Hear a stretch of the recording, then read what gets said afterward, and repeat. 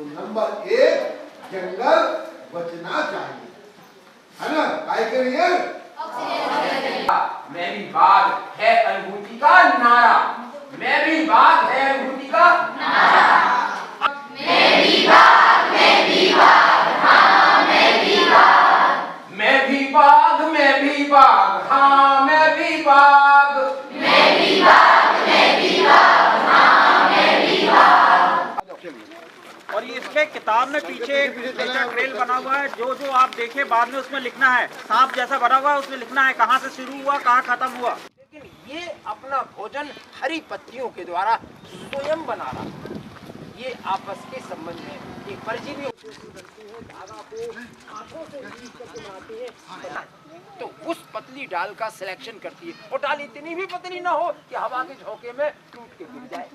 बार बार वनस्पति उग रही है तो मूल तत्वों का अभाव होना स्वाभाविक है, हो ही जाता है। तो खेतों में तुम खाद डाल देते हैं, पर जंगलों में क्या होगा? जंगलों में खाद नहीं डालते, जंगलों पे दीमक है जो जमीन की गहराइयों में पूरे जंगल में फैली हुई है, और ये काम विघटित करने का काम दीमक यथावत कर रही है।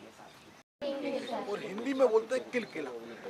किलकिला क्यों बोलते हैं? किल किल किल किल किल किल ऐसी आवाज निकालते हैं, इसलिए हिंदी में कहते हैं किलकिला, और इंग्लिश में कहते हैं किंग फिशर। फिशर मतलब मछली पकड़ता वाला है। देखिए उसका साइज भी बड़ा दिख रहा है, सामने आप थ्रोट और बैली वाला पोर्शन देखेंगे ना, हल्का सा सफेद आ रहा है, और इनके पंखों के ऊपर हल्का सा गोल्डन ब्राउन कलर आता है, ठीक है? वो लिटिल वाले में नहीं आता है, लिटिल वाला क्या होता है, पूरा काला होता है। चलिए, नुकसान है, इसलिए अपने शरीर का तापमान का नियंत्रण करने के लिए कभी पानी में चले जाते हैं, कभी पानी के बाहर आ जाते हैं। सबसे बड़ा जलीय जंतु है, मगर से बड़ा कोई जलीय जंतु नहीं है जो 12-14 फीट तक के भी हो सकते हैं। ये मध्य प्रदेश की या देश की सभी नदियों, सभी तालाबों में समान रूप से पाए जाते हैं। लेकिन सबसे ज्यादा बहुतायत में सांप जो भोजन करता है वो है चूहे। यदि सर्प इस पृथ्वी पर न हो तो चूहों की संख्या अनियंत्रित होगी। जहाँ जंगल नहीं होगा वहाँ पानी बह के समुद्र में चला जाएगा, और जहाँ जंगल होगा वहाँ पानी सिर में बैठ जाएगा, मतलब जंगल के अंदर बैठ जाएगा, और हमको नदी, तालाब और ट्यूबवेल के रूप में काम आएगा। मैं भी बाघ, हाँ मैं भी बाघ, मैं भी बाघ, मैं भी बाघ, हाँ मैं भी बाघ।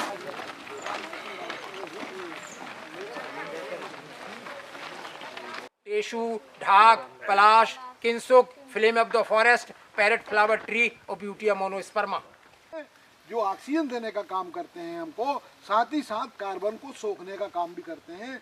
इसको कहा जाता है कार्बन सघनीकरण, और इंग्लिश में कहते हैं कार्बन सीक्वेस्ट्रेशन। तो एक तो कार्बन शब्द सीख लिया, और दूसरा हो गया कार्बन सीक्वेस्ट्रेशन।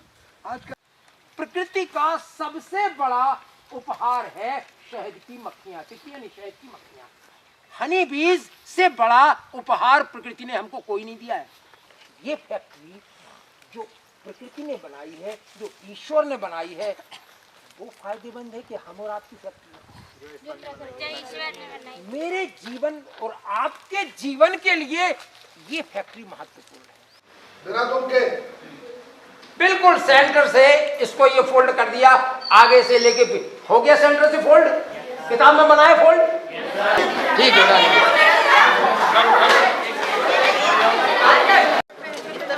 आप लोग इधर आओ,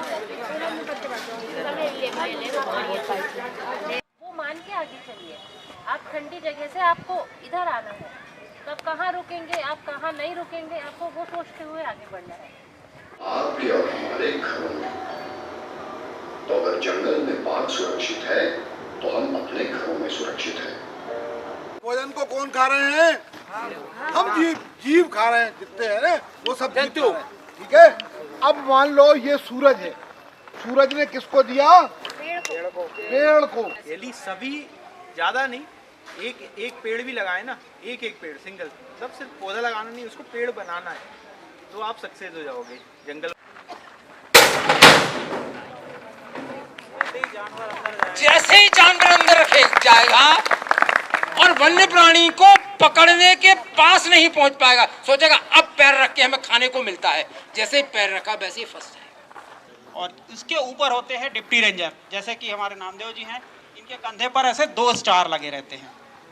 और इनके ऊपर फिर होते हैं रेंज ऑफिसर, जैसे हमारे लाकड़ा जी हैं, इनके अंडर में एक बड़ा एरिया होता है जिसको रेंज बोलते हैं, परिक्षेत्र।